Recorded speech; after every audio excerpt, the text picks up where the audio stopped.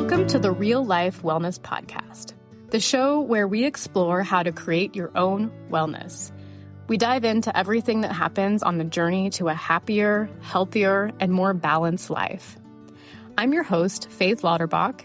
As a registered nurse and a holistic wellness coach, I have a passion for empowering people to create a vision for their life, prioritize themselves, and then live the life they want. So get ready to discover new ways to nourish your body, mind, and spirit. Let's embark on this journey together and make wellness simple.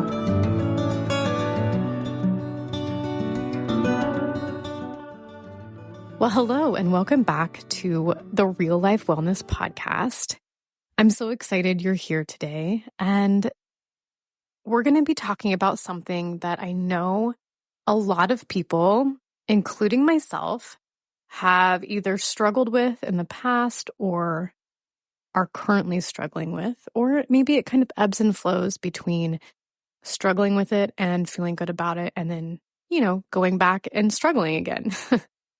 So what we're going to talk about today is food, eating, nutrition, and my hope and the way I like to coach people around nutrition is by creating mindful eating. So that's what we're going to talk about today, mindful eating and what that means from my perspective and how it can be used to help you break free from the hold that food can take over people's lives, and it can affect everything, and it can be so frustrating.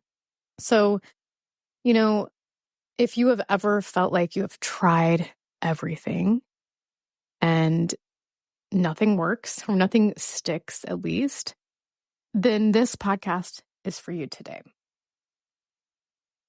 So some of the things we're going to be talking about are what is mindful eating, the way I define it, how to release shame and judgment around eating, and then creating a mindful eating plan, how to do that, and really how to make it simple and work for you. Because when it comes down to it, that is what is really important, is we can have all these complex things, but if you don't know how to make it simple and work for you, then it doesn't really matter, does it? So in today's fast-paced world, many of us find ourselves rushing through life, and this includes eating. So maybe it's things like eating on the go, or eating while watching TV or scrolling on the phone. A lot of it becomes mindlessly consuming food without an intentional plan. And like I said, many people feel frustrated and feel like they've tried everything and still nothing works. So why even try? This can lead us down a path of looking for quick fix approaches that unfortunately only put a Band-Aid over the issues and can have many negative side effects on our physical and mental health. So things that I've seen people do are drastically limiting or restricting calories, trying all the fad diets. So there's a lot of them out there, and there's a lot of people that have tried all of them because they're looking for what is going to work. And then taking weight loss medications, and that can be, all of these tactics can be used because usually it comes from this place of desperation. Like, I don't know what to do. I've tried everything, so I'm going to try this drastic thing. But none of these things, the limiting or restricting calories drastically, fad diets, or weight loss medications, none of those things actually fix the metabolic issues. And they're a Band-Aid approach, which means they don't fix the problem and heal what is the root cause of what's going on. So then what do you do? What is a person to do? You've tried everything, it hasn't worked.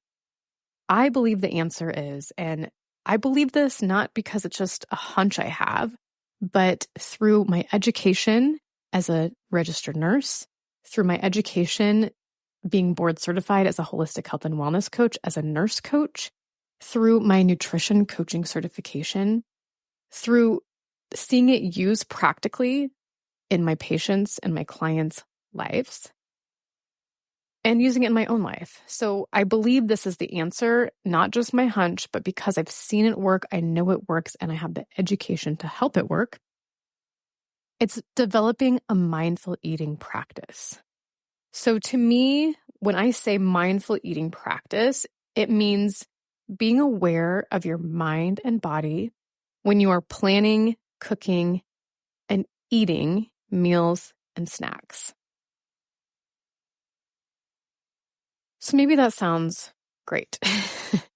And you're thinking, okay, Faith, great. Now, how do I do this? So really, there are 5 aspects of mindful eating. The first one is non-judgment. So this is letting go of labeling food as good or bad and being in tune with the thoughts you have around food that are holding you back. So this can help develop a more compassionate and accepting attitude toward yourself. This step is very important, and it is an ongoing process because these thoughts of food being bad or good, choices around food being bad or good, are really ingrained and noisy in our heads. The second aspect is awareness. So that's being conscious of what you eat, why you eat it, and then how you eat. This involves paying attention to how you feel when you're eating, and it may involve tracking your food, along with tracking those feelings and thoughts you're having around food. The third aspect of mindful eating is mindful decision making. So that is making food choices that are aligned with your health goals and values. So this involves considering the nutritional content of food, as well as how it makes you feel physically and emotionally. Taking the time to intentionally plan meals and snacks. The fourth aspect of mindful eating is your sensory experience. So fully engaging your senses. So taking the time to eat your food, not at a desk, not in the car, not in front of a screen, but slowing down, noticing the colors, the smells, the textures, and flavors of your food. And then the fifth aspect of mindful eating is gratitude. And that's creating appreciation for the food you have and the effort that happened in the journey your food took to get to your plate. This can create a deeper connection to food and a greater sense of satisfaction with meals. So we're going to dive into each of those aspects in a little bit more detail. So that first one of non-judgment. This is being aware of the thoughts that are holding you back, creating new thoughts that will help you, and being kind and gentle to yourself. So I want you to imagine 5-year-olds on the soccer field. What would happen to those 5-year-olds if you were yelling at them, telling them everything that they're doing is wrong? Are they going to play better soccer? Are they going to all of a sudden start making all the goals, start doing all the soccer things? I don't know all the soccer terms, but is it going to help them play soccer better? Screaming at them, telling them that they're stupid and that they don't know what they're doing, they're bad. No, it's not going to help them. And it's the same thing that happens when we are negatively talking about the way that we eat. But these thoughts that come up, they feel automatic because they have become habits that are so ingrained in us. It's like turning on a light switch when you enter a room. And I'm sure that you can think of lots of negative thoughts that have happened in your brain around food and eating. One thing that I have learned from coaching for the last 2 years is that our thoughts and mindset control pretty much everything else. If we are in a negative headspace, it will be almost impossible to have a positive outcome. And when it comes to food, there is a lot of shame intertwined with it. Food and nutrition problems are never about the food only. They all stem from the thoughts that we have created about it. So, the non-judgment aspect of mindful eating, it's when we're letting go of labeling food and activities around food as good or bad. Being in tune with the thoughts you have around food that are holding you back, and then creating thoughts that will help you. So mindset and thought work is something that I work on with every single client, and it is a very important part of creating a path to move forward. So you have your thought. That thought creates a feeling. That feeling then controls the action or the non-action. And then from there, you get your result. So this thought piece is a very important part in this process of creating new habits. So I'm going to go through a couple of examples of clients that I have and the thoughts that we've worked on around food. So you can kind of see how this part works. So the thought, this automatic light switch, like you walk into a room, you turn on the light switch, that automatic habit like that is, I can't control what I eat. So this client, that was the thought that she had, I can't control what I eat. And the feeling that brought up for her was shame. She was feeling that shame, and her action was to eat mindlessly because it really didn't matter anyways, because she thought, I can't control what I eat. And from there, that result was she continued to feel like she can't control what she's eating. And that result then supports the thought. So what we're going to do to help this process is to create new thoughts that are going to help her move forward on a new path. So we're going to start at the bottom with the result that she wants. So she wants to eat a balanced diet and feel good about what she's eating. And so we talked about what are some actions that will help you achieve that result. And so she said planning out her meals and grocery shopping each week. So then we went up to that feeling. What feeling do you need in order to complete this action? And she said she needed to feel energized. And so then we thought about what's a thought, a new thought that we can create to replace that old thought that's going to help her feel energized. And so what she came up with was, I feel good when I nourish my body with healthy choices. So the way she can use that is this old thought comes up of, I can't control what I eat.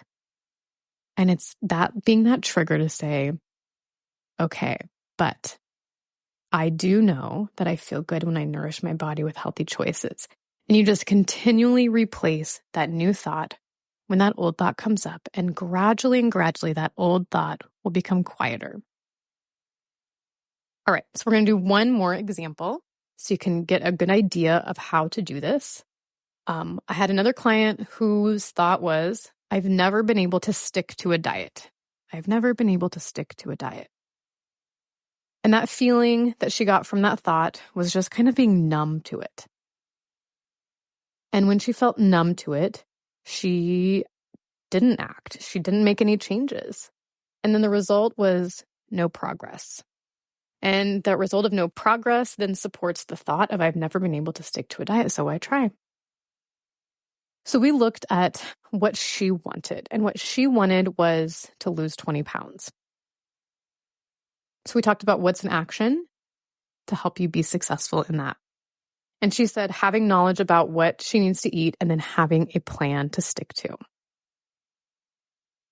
And I asked her what feeling she would need to do those actions. And she said she needed to feel confident. So then we moved up to the thought. What thought will help you feel confident? And so what she came up with was, I am capable of whatever I put my mind to. And so again, this old thought comes back. I've never been able to stick to a diet, so I try. And she simply says, but I know that I'm capable of whatever I put my mind to. She continues to replace that thought. The new helpful thought that will help her create a new path forward when that old harmful thought comes up. So that's kind of walking through how to handle this non-judgment aspect of mindful eating. The second step, the second aspect is awareness. Now, awareness is being conscious of what you eat, why you eat, and how you eat. Again, we're paying attention to how you feel when you're eating, and this step may involve tracking food and maybe tracking emotions. So the things we're going to look at during this awareness phase is, what are you currently eating? So that tracking. What do your body nutritionally need? That includes our macros. So that's our fat, carbs, and protein. figuring that out because it's specific for each person depending on a lot of different factors. And then what other things are at play here? Having awareness of these big rocks. So that's things like sleep, stress levels, our relationships, the quality of our food. Those kinds of things come into play in this awareness phase and are very, very, very important part of this. The third aspect of mindful eating is mindful decision making. So again, that mindful decision making definition is making food choices that are aligned with your health goals and values. It involves considering the nutritional content of food as well as how it makes you feel physically and emotionally, and then taking the time to intentionally plan meals and snacks. So during mindful decision making, you're going to be setting aside time to meal plan and prep. The details look different for everybody, and it doesn't have to take a lot of time. There's so many options out there. There's meal services, there's auto grocery pickup. There is simple meals where you're really just looking at like a protein, veggies, maybe fruit or another carb, keeping it super, super simple. It doesn't have to be complicated. That fourth key aspect of mindful eating is our sensory experience. So sensory experience, again, is fully engaging the senses, taking the time to eat your food, not at a desk or in a car or in front of a screen, but really taking that time to notice the colors, smells, textures, and flavors of food. So for sensory experience, that's going to be anytime we use our senses, it deepens our experience. As you are eating, noticing what you are seeing, what you are smelling, what you are feeling, what you are hearing, what you are tasting. And I really encourage people to commit to no electronics during meals. Now, if that feels like a big ask, if that's something that you have your electronics for all meals right now, maybe start with one meal and work up to all meals. All right, this fifth aspect of mindful eating is gratitude. So that's creating that appreciation for the food you have and the effort that happened in the journey your food took to get to your plate. This can really deepen your connection to food and give you a greater sense of satisfaction with meals. So to bring gratitude to each meal means with each meal, being grateful for the nourishing foods that are available to you. Taking a second to really just think about the journey that your food took to get to your plate. So if you're eating an apple, thinking about where was this apple picked? Somebody picked it. Somebody carefully took it. Whatever happens to it after the apple gets picked, the transport that it did to get to the grocery store I picked it up from, all those things that we just feel like this food, it's automatic. We can just go to the store and buy it. But it actually took a journey, and there was things that happened that other people did in order for us to have that food. So taking a moment to really think about that and honor where your food has come from can help you feel that connection and feel that satisfaction with what you're eating. So, as I promised, we would talk about how to make it simple and work for you. I always say with any new routine, new habit you're starting, is be clear about what you want. Start small, then have a plan to evaluate and check in with yourself if you are ready to do more. And really have this like an accountability plan created. So it's really normal for people to have a goal that is connected with the scale. So if that feels in alignment to you, then that's where you start. But maybe it's to have more energy, to feel stronger, or to be able to run a 5K and feel good, or something else. But checking in to get clear about what it is that you want. And then the starting small piece, really like overhauling your entire life overnight, is not a practical way to have lasting results. You can do it, right? People have done it before. You think of like the 75 hard phenomenon that has happened. People can force themselves into some strict confines of food and movement and all of that stuff. But the problem is for the majority of the people, it doesn't last. So when we're thinking of long-term, lifelong changes with our nutrition, start small. So, work on changing something that feels like the most important. Maybe it's focusing on breakfast and just adding 20 grams of protein to your breakfast every morning. And then having a plan to evaluate and check in with yourself. So I really recommend, obviously working with a coach like me. That's something I do. I help people with those check-ins and accountability. But if you're not working with a coach, having something like an alarm go off on your phone every Sunday, check in and check on your habit that you have started, this breakfast you're adding. How does it feel? How am I feeling with it? Am I ready to, maybe tackle lunch? And then just having that accountability. So maybe finding an accountability partner, another friend that wants to help you with this, or maybe is also working on this, can be a great option. Not everyone has the space to create and plan an extensive meal plan, and you do not have to do that to have a mindful eating practice. There's some basic things that you can start with, that anybody can start with. It doesn't cost a lot of money. It doesn't take a lot of time, but it's really just sticking to real whole foods. So what is the most original form that your food can come in, and trying to eat the majority of your food that way. Fill half of your plate with veggies, a fourth with protein, and I'm talking fill it completely, that fourth, with good quality protein. Protein is very, very important. And a fourth with carbs. And then making sure you're hydrated. For most people, that means half of your body weight in ounces. So if somebody weighs 150 pounds, they should be drinking at least 75 ounces of water. And then, of course, I would love to talk with you to see how I can help you personally.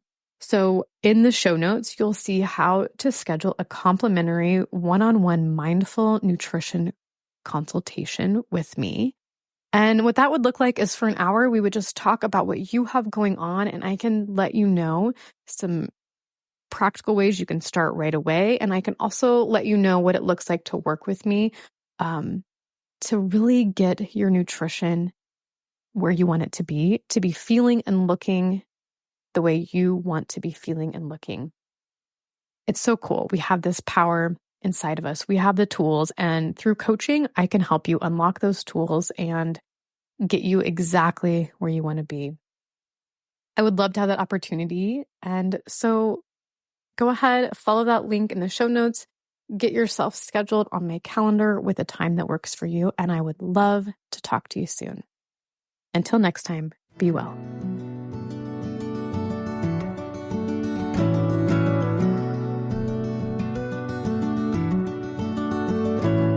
Thank you so much for tuning in today to the Real Life Wellness Podcast. To stay updated on my latest episodes and wellness insights, be sure to subscribe to the podcast and follow me on social media. If you have any questions or topics you'd like me to explore, feel free to reach out. I love hearing from you. If you could, please review or rate this podcast on Apple or Spotify to help more people learn how to make wellness simple.